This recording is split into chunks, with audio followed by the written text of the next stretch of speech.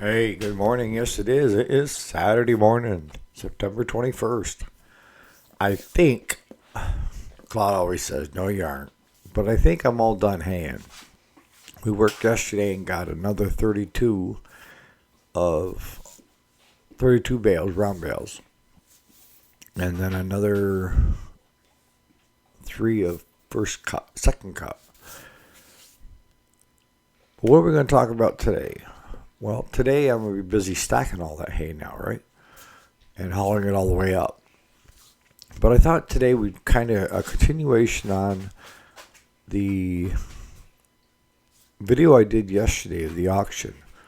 And it makes you think, maybe not, but when you get to be my age, you have to start thinking about that stuff. And I'll be honest with you, I've been thinking about this stuff since I was in my 20s. I've always had a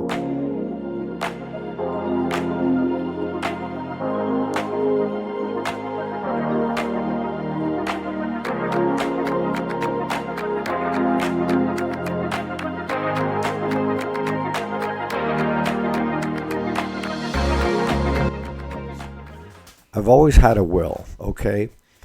And the only thing with the will is it's always been just your standard will, right?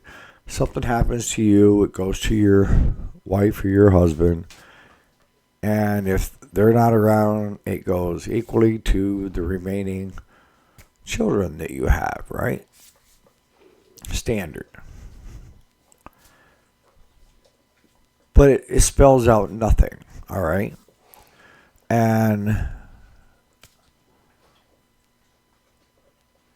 it comes right down to it's even like when is it time to get out of business, as you're getting older, or even when you're in business and you're not making a profit or you're just breaking even.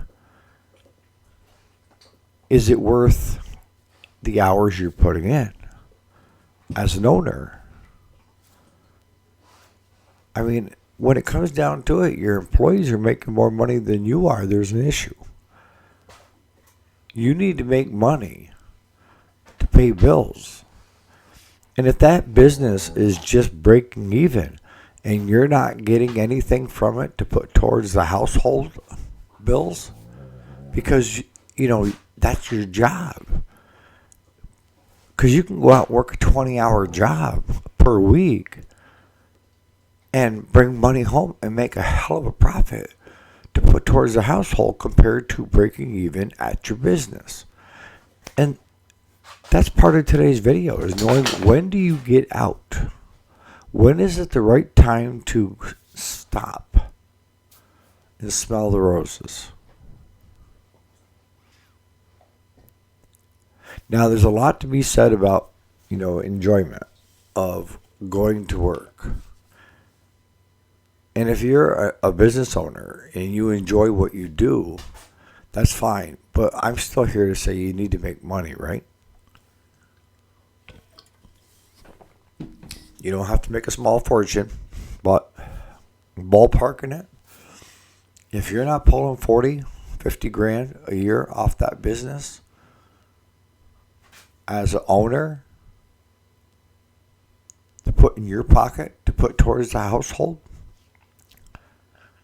then it might be time to really look at having an auction like yesterday before something happens to you and nobody knows what to do with it, and go work for somebody else. I know most of us are so independent and we've done things our own way, our own boss. I did this since I was in dairy farming. I ran into this a lot of times, is you couldn't get two farmers to agree because they were hard-headed on how they did it, right? And you knew there was more than one way to skin a cat, but you still, you couldn't get farmers to agree on anything because they were independent thinkers. And the same holds true for any business owner. Because if you're a business owner and you've been at it for any length of time,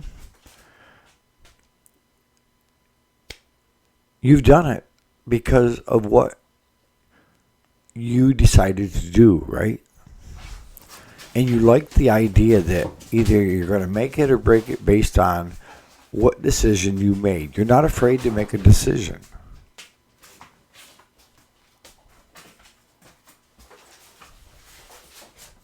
I see so many times people will, like the captain, stay on the sinking ship. You know, it says till the last person is off, folks. It doesn't say till it reaches the bottom.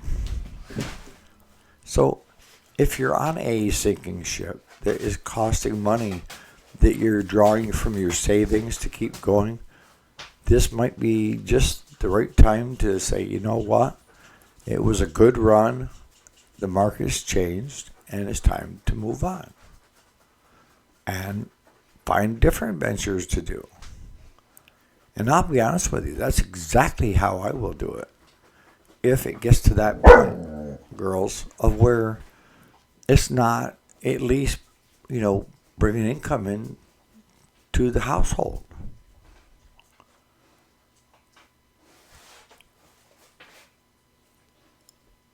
But the thing that I've kind of laxed on, and this kind of brought it to the forefront yesterday, or day before yesterday, because yesterday's video, is what the hell do I want my family to do with my stuff when I'm gone? And I've always had the mentality of, who cares? I won't care, right? But I've seen so many times in the past, where I know one example where there's 4 girls, right? And the parents left everything equally to the 4 girls. And as much as the 4 girls love each other, they're sisters. They're sisters. And they're not always going to agree.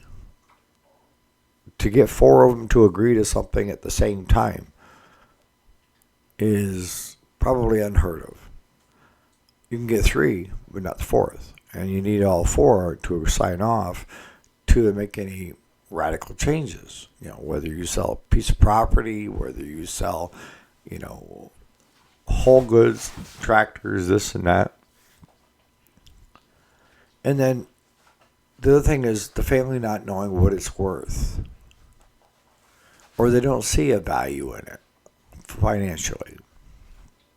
You can have sentimental value all you want, but I'm talking about a financial value.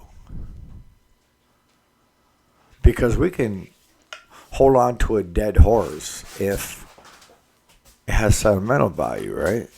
And we get that a lot with working on farm tractors.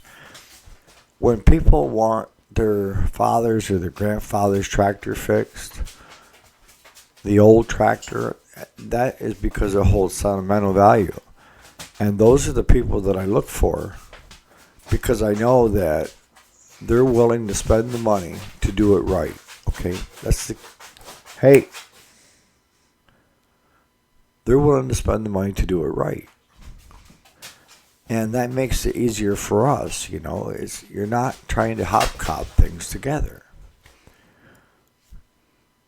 Whereas the average individual, they're like, well, we don't want any more put into it than what it's worth, right?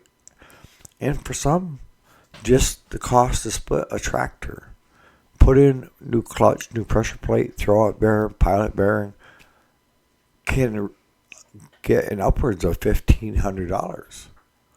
And if the tractor's on a good day is only worth $16,000, explain that one to your customer. Where if it's sentimental value, they understand that it's probably going to cost more than what the tractor is worth financially, but they want it sentimental, okay?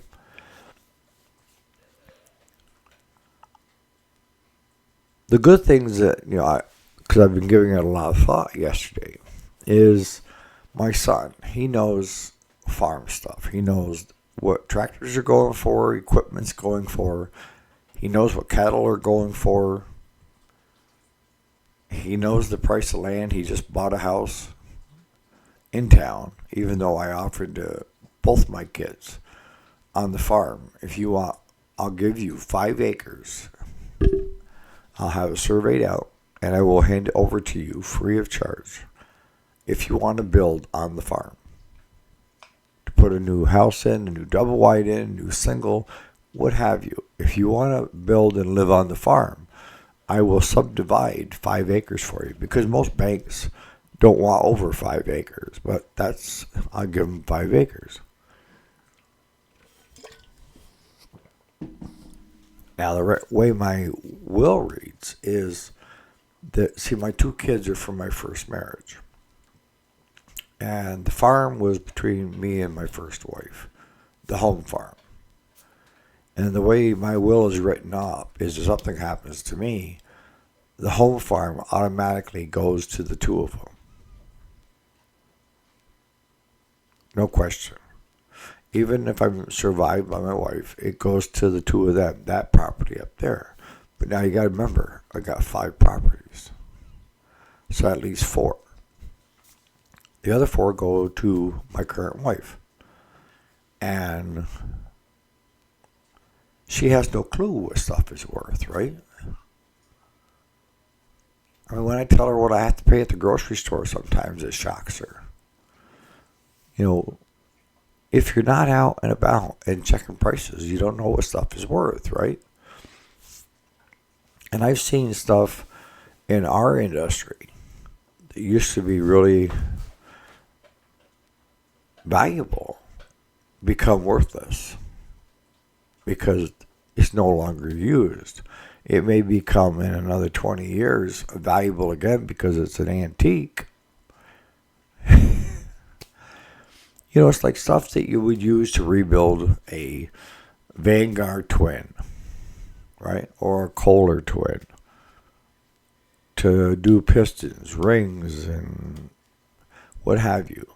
A lot of those tools are no longer needed because the cost to do it outweighs what the value is in the end. That's a sad state of affair if that is the example, right?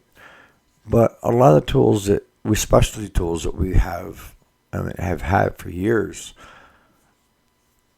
aren't being utilized anymore because the market changed and you're not using them, right? But this gets back to if something happens to you and you have a business, what are your wishes? What do you hope would be the outcome? And that would be that they would get top dollar for the real estate and they would get fair market value on the inventory. And if there was certain stuff they wanted to keep, you know, like I've got 3 big toolboxes. So if my son wanted it, my 2 grandsons wanted the other ones, it would be up to, you know,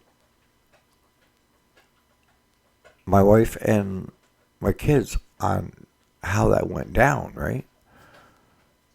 But I would want an auction. Are we going to get the best price going through an auction? I think you're going to only get the only price through an auction. You know, if you're still alive and you sell your business with the inventory and all that other stuff, that's the ideal outcome, right? You sell the real estate, you sell the business, you sell all the inventory, and you got a physical check that you can go and put into the savings account. But you're not here anymore.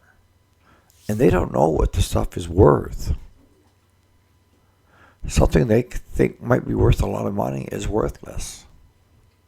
Whereas some piddly-ass thing they think is just a couple bucks or whatever is very expensive.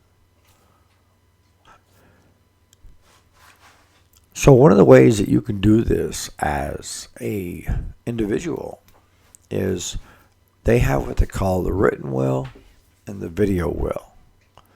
And you want your written will and your video will to pull in tandem together, all right?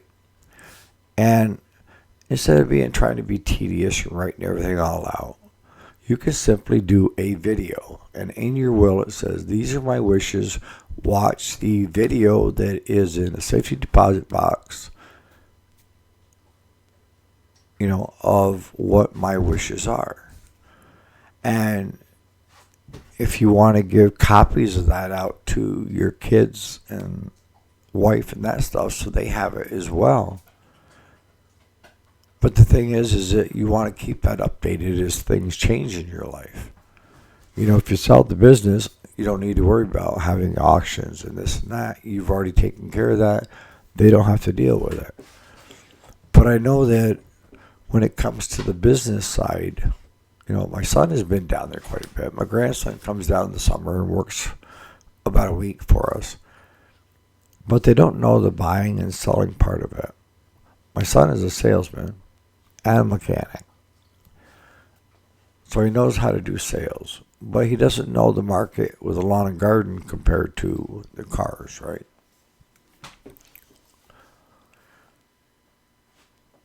But that's one way to let your people know that you want to have this stuff go to, know what your wishes are and how to carry it out and who the contacts are, and let the contacts, like the auction service, tell you how the best way that they can to realize the most amount of money. And I would want a liquidation auction. Am I going to get, more money than I got invested? No. It's going to be fair market value, and I may get pennies on the dollar. But pennies on the dollar are better than nothing of just locking the doors and leaving it. And the nice thing about an auction is they come in, they clean up everything. Stuff you think is garbage, somebody's hauling away thinking they got a prize.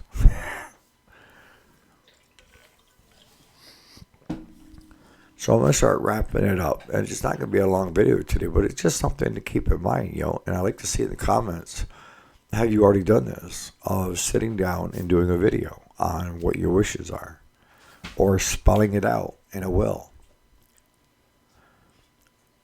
See, all you have to have now is, when you put together a will, is have, I think it's 1 or 2 people sign it. It doesn't need to be notarized. It just has to be a legal document.